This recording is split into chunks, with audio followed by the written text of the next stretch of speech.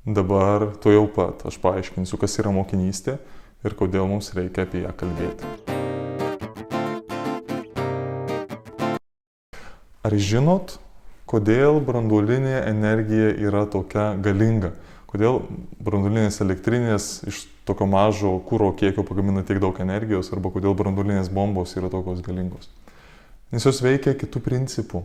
Jose negalioja principas daugiau reiškia stipriau.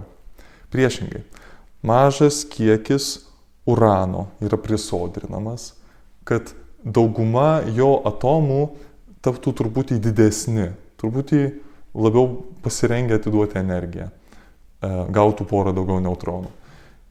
Ir turint pakankamą jo kiekį, suteikus pirminį signalą, urano branduoliai dalinasi, išskleisdami didelį energijos kiekį ir taip pat išjudindami kitus branduolius, kurie taip pat skyla, ir taip įvyksta grandininė reakcija. Per dalį sekundės atpalaiduojamas didesnis energijos kiekis nei susprogdinus kokį nors, vežimą trotilo.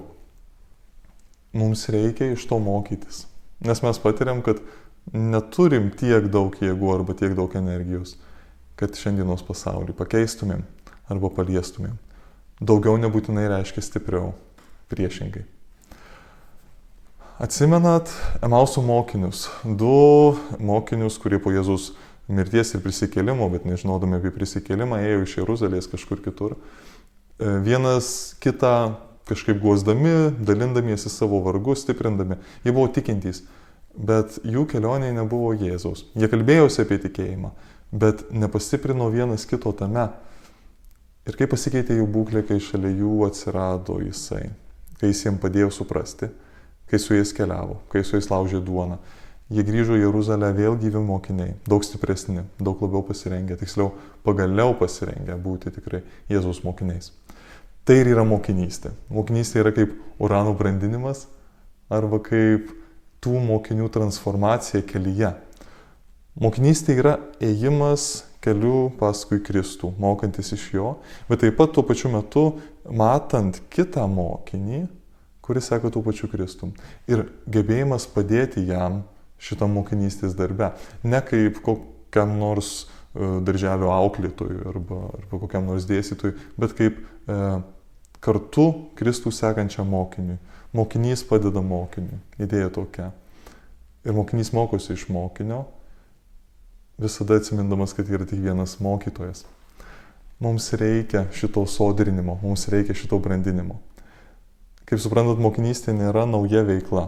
Mokinystė yra naujas gyvenimo būdas, kurio mums reikia išmokti, kad būtumėm pasirengę, turėtumėm pakankamai energijos prikaupę, sukelti reakciją savyje, o tada kažką gero duodami ir pasauliui. Nėra labai paprasta pasakyti, kaip to išmokti, arba kaip kviesti, Dievą į konkrečius susitikimus, konkrečias draugystės, bet viskas prasideda nuo nuostatos, pasirinkimo. Daugiau dėmesio skirti, ne didelių planų kūrimui arba didelių renginių organizavimui, tačiau konkrečių asmeninių ryšių įvertinimui. Visada keliant klausimą, kaip aš galiu šitą ir šitą krikščionis palydėti į dangų ir kartu su jais eidamas tą dangų pasiekti. Vieną žodį atsiminkim, mokinystė. Šito turim išmokti, apie tai turim kalbėtis. Bet tai yra rytdienos bažnyčios mintis arba rytdienos bažnyčios perspektyva, kurios galybė slypi ne be dydyje, bet sutelktume ir pasirengime atsiliepti. Mums truputį trūksta džiaugsmo, mums truputį trūksta ramybės, mums truputį trūksta Jėzaus. Kiekvienam konkrečiam žmogiškam susitikime. Todėl labai siūlau, eikim mokinystės keliu, mokykimės mokinystės. Toks atsinaujinimas mums reikalingas šiandien. Brandinkim, sodrinkim šitą uraną, kelkim temperatūrą. Nes nuo šito mažo prasideda daug.